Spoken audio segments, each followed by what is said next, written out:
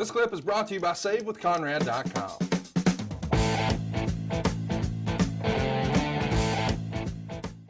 Let's talk about the next match. Before we do, we should talk about Shawn Michaels.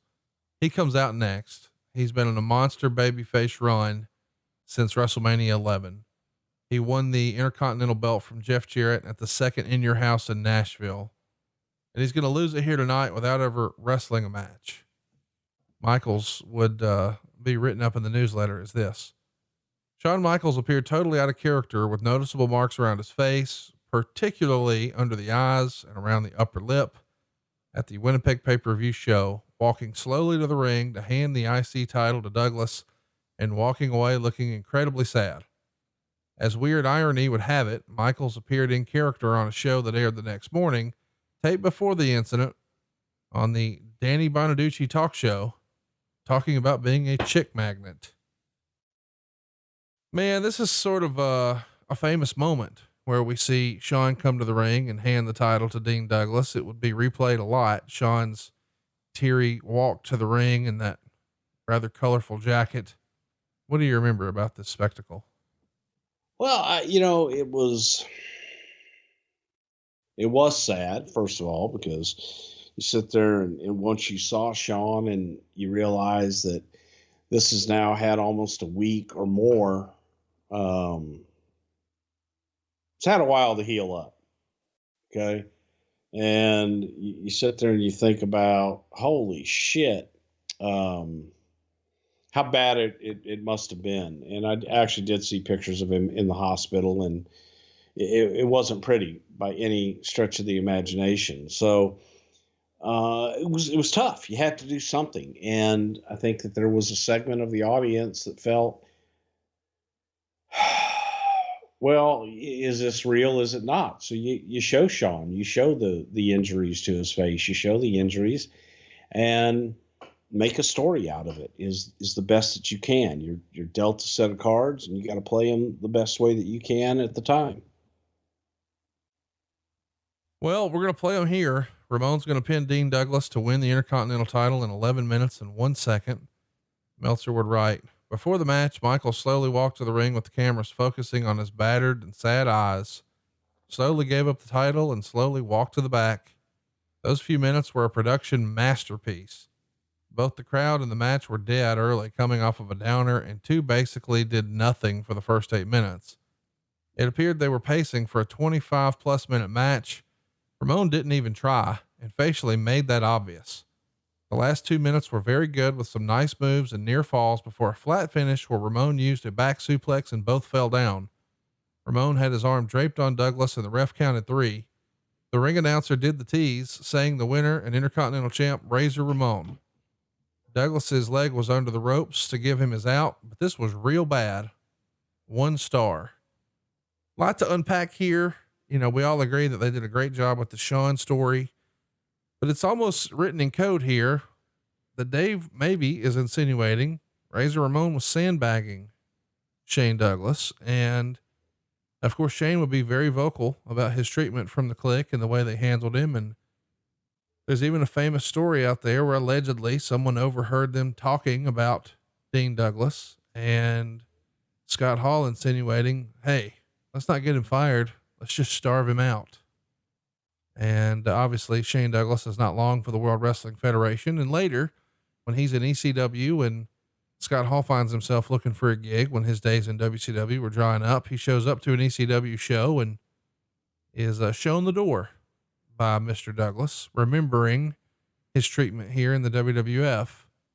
When you watch this match back, do you think there's something to that? Did Razor sandbag Shane Douglas? Did he not want him to be successful? Was there a personal issue, or was it just bad chemistry in your opinion? Horrible chemistry. They didn't like each other and they had horrible chemistry. And I think that Razor felt that, Shane was not up to speed, didn't come in the kind of shape that he felt he should have been able to come in, couldn't keep up. And I think all that played into it, but they had no chemistry at all and didn't really care for one another. I think it showed, but it was nothing. It was There's a lot of walking, talking, and getting to a finish to try to maybe have a personal issue after the fact. But I don't think people, by this point, it's kind of a bummer because it's a babyface vacating the title the way that Shawn did. And you could have put anybody out there, and I don't think that they would have been happy. He gets a rematch for the Intercontinental title against Razor on the December 4th Raw. They do an In Your House, and his last appearance on WWF television was In Your House 5, where he was booked to wrestle Ahmed Johnson. And, the storyline was his back was not in wrestling condition. So he introduces Buddy Landell as his substitute, and he's defeated by Ahmed in 42 seconds. I think his very last day with the company was a show in Madison Square Garden where he said he had a severe muscle spasm in his back, and if agitated, it could have paralyzed him. And, Vince McMahon basically is pissed off at this news and allegedly tried to get Shane to admit that this was all bullshit. And, he's out of there. It just feels like this thing is snake bit with Shane Douglas in the company. Do you think this was the beginning of the end, that maybe he did believe in the character, he being Vince, and thought, man, we can do something with this? Cause he's putting him with Razor and originally Shawn for the Intercontinental title. And he certainly had time with vignettes, as painful as they were to watch, but they were trying something. And then the match here just sucks. And it feels like if at worst case, it's the beginning of the end. Would you agree? I would agree. I don't think that, I think Shane came in with a lot of pomp and circumstance and quite a bit of anticipation. And I don't think that his performance met that anticipation. That's all there is to it. Is the thought here, you've told us before, carry me through it, but a lot of times the idea is if you have to have a substitution, then whatever the substitution is, it has to be better than the original thing. So if so-and-so can't make the show and he's been advertised and now we've got to break that news, we need to come back with, we've got an even bigger star.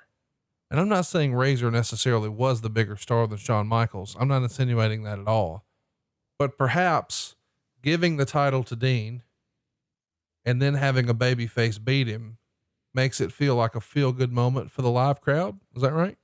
Well, I think, yes, definitely. Because again, you're sitting there and it's a babyface who's vacating the championship.